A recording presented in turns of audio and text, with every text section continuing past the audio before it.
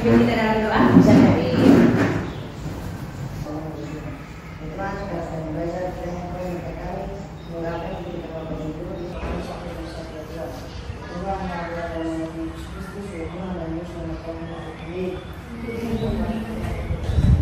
terima kasih Alvin.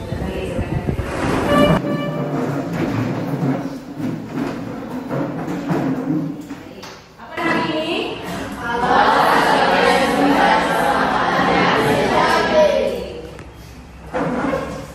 Jadi tujuan pembelajaran kita hari ini adalah siswa kelas 9 dapat memahami dan menjelaskan dengan benar konsep keselamatan dalam ajaran.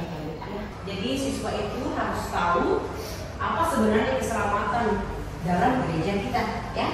Yang kedua, siswa mampu menyebutkan ayat-ayat Alkitab yang mendukung pemahaman bahwa Allah adalah sumber keselamatan. Nanti itu akan kita bahas bersama, ya. Nanti kita akan baca kitab suci. Yang ketiga, siswa dapat melakukan tindakan sehari-hari yang mencerminkan kehidupan beriman dalam keyakinan. Lanjut. Sekarang itu tanya, ya. Percaya ke kalian bahwa Allah sebagai salah satunya sumber keselamatan bagi hidup kalian. Singkat percaya berarti di samping diri kalian ada iblis. Jadi kalau katakan percaya itu harus percaya, begitu ya. Kedua, jika kalian percaya bahwa Allah sumber keselamatan sejati, bagaimanakah kalian mengungkapkan penghayatan tersebut dalam praktik hidup sehari-hari? Ada yang bisa kasih contoh? Bagaimana caranya? Bagaimana caranya kita mengungkapkan keselamatan itu dalam kehidupan kita sehari-hari, dalam tindakan kita sehari-hari? Ayo. Berdoa, betul sekali. Ya, berdoa. Doa itu adalah salah satu contoh kita bersyukur. Ya, bersyukur. Ya, karena kan Allah sudah menyelamatkan kita. Jadi yang harus kita lakukan itu adalah yang pertama adalah bersyukur. Ya. Nah, bagaimana cara kita bersyukur? Berdoa. Ya. Tugas ya, tugas kelompok. Guru akan bagi, kita ada 20 ya. Jadi guru akan bagi 4 kelompok. Jadi satu kelompok isi 5 ya. Oke, ini bergabung di sini ya. Ayo.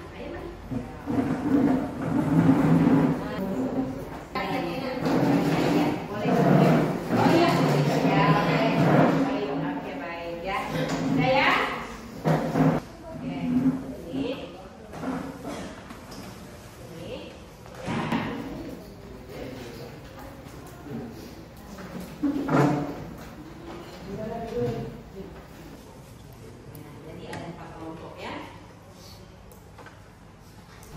Jadi di dalam tugas kelompoknya nanti kalian akan menjelaskan bagaimana manusia membutuhkan Allah, kemudian bahwa bagaimana Allah itu adalah sumber keselamatan, kemudian bagaimana keselamatan dulu bilang bahwa kitab suci, karena bacaan itu ada dalam kitab suci ya. Baik, sekarang masuk dalam kelompok masing-masing. Di LKPD-nya itu 10 menit ya, 10 menit untuk mengerjakan tugasnya ya.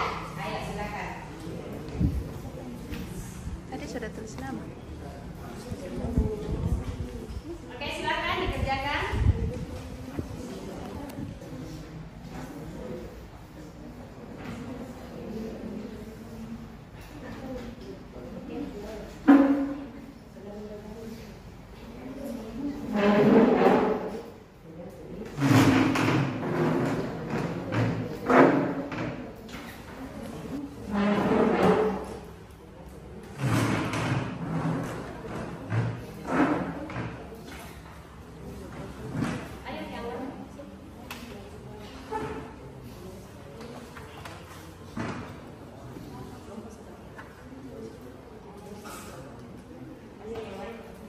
Perhatikan soal dalam LKPD-nya. Yang pertama itu bagaimanakah orang-orang Athena memahami sumber keselamatan dalam hidupnya ya.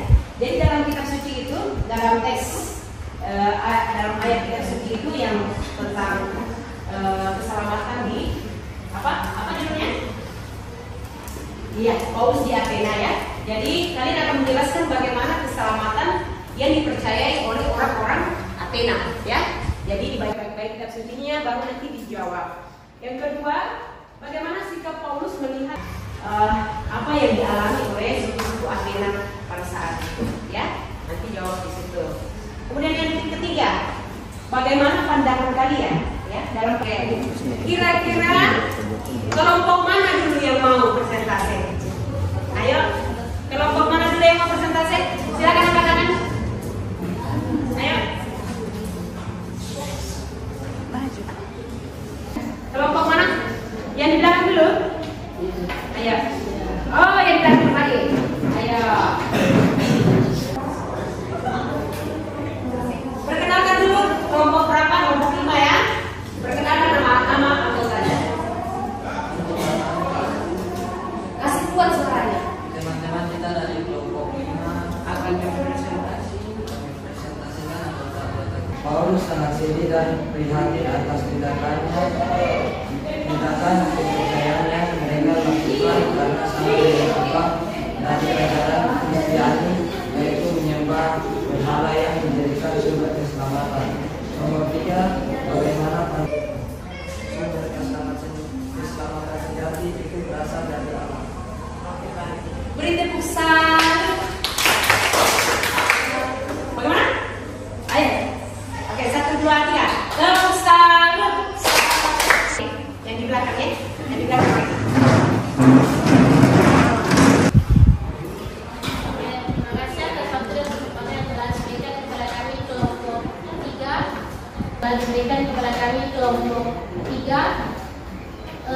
Sebelumnya kami akan memperkenalkan diri kami masing-masing.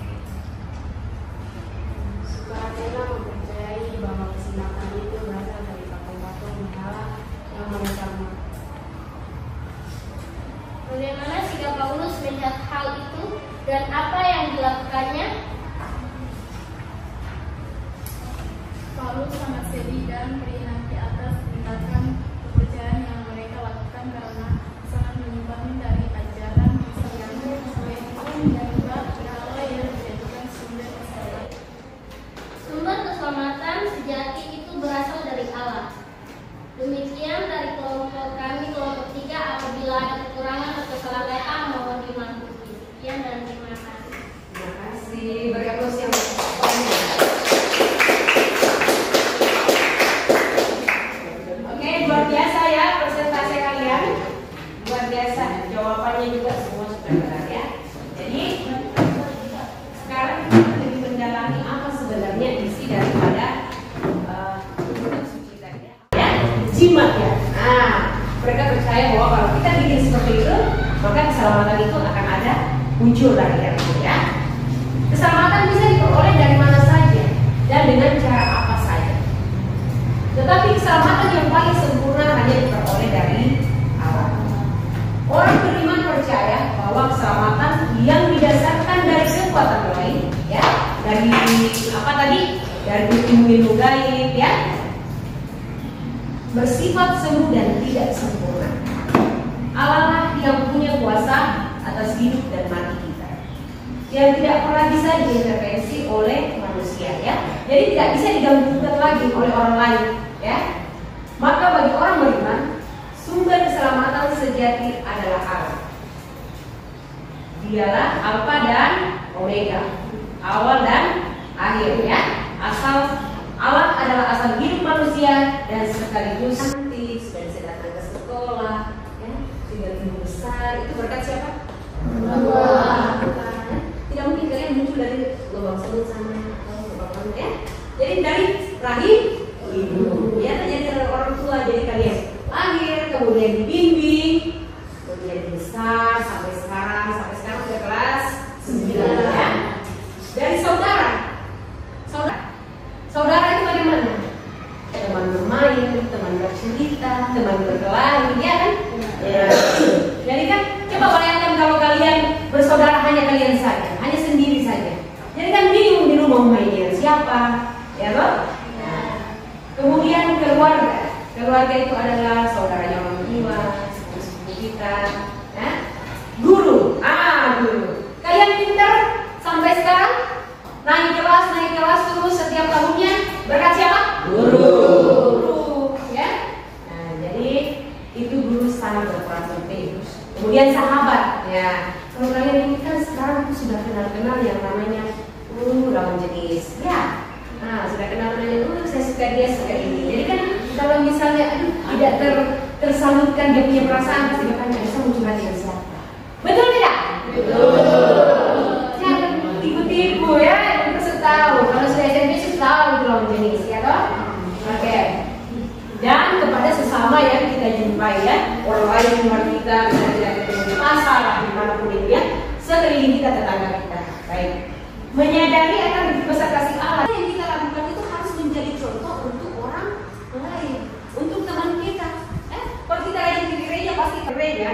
Terus kita bilang, ayo teman-teman kita di gereja kita ikut kegiatan muda, apa segala macam pasti berkuliah. Dia memang rajin di gereja, ayo ikut. Tetapi kalau orang yang menyarankan itu tidak pernah ke gereja, taunya cuma tidur di rumah atau pergi apa gitu. Nah, itu yang tidak sesuai dengan perkataan dan perbuatan, ya toh? Nah, kemudian menjadi contoh hidup yang baik dan benar sehingga orang lain dapat melihat kasih Allah dalam diri kita. Ya, ini yang saya bilang tadi. Kalau kalian hidup dalam kasih Allah, ya, bagaimana hidup dalam kasih Allah? Itu salah satu contohnya. Rajin ke gereja. Rajin ke gereja orang akan melihat, wow, dia rajin ke gereja memenuhi anak. Ya, dia ikut sehingga orang bisa melihat kita bahwa oh ya, yang di dalam hatinya adalah Allah. Di dalam dirinya itu Allah sudah menyelamatkan. Tetapi kalau masih ada miring-miringnya, masih lagi sana, lagi sini, oh berarti setengah Allah, setengah iblis. Begitu betul? Jangan senyum-senyum. Kalau itu malu-malu, biasa betul ibu guru, ya. Atau membantu kita dalam berdoa, ya. Iya, gitu maksudnya. Jadi bisa paham? Atau ada yang ditanyakan? Mari, silakan bertanya. Ada yang ditanyakan? Menyambut pelajaran kita? Bisa? Bisa, ya.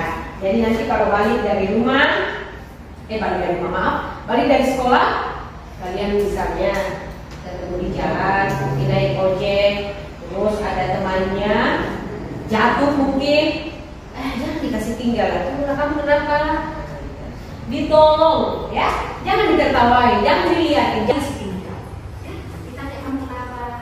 Di dalam kelas ada sini contoh konkretnya ya. Ini dia datang sekolah lupa bawa pulpen. Nah, teman sebelahnya ada pulpen satu madilah, kan? Ya, banyak cara kita menolong orang lain. Banyak cara kita menyelamatkan orang lain. Nah, yang utama itu adalah kalian harus dengar-dengaran sama orang tua. Tanpa orang tua kalian tidak akan duduk di sini, ya toh? Ya. Atau ada yang kelas itu dari lagu? Ya. Oke, baik hari-hari pelajaran kita selesai. Semoga pelajaran hari ini dapat adik-adik pahami, dapat dimengerti, dan dapat diterapkan dalam kehidupan sehari-hari. Oke. Sebelum itu, siapa yang pimpin kita dalam doa? Betul? Mari.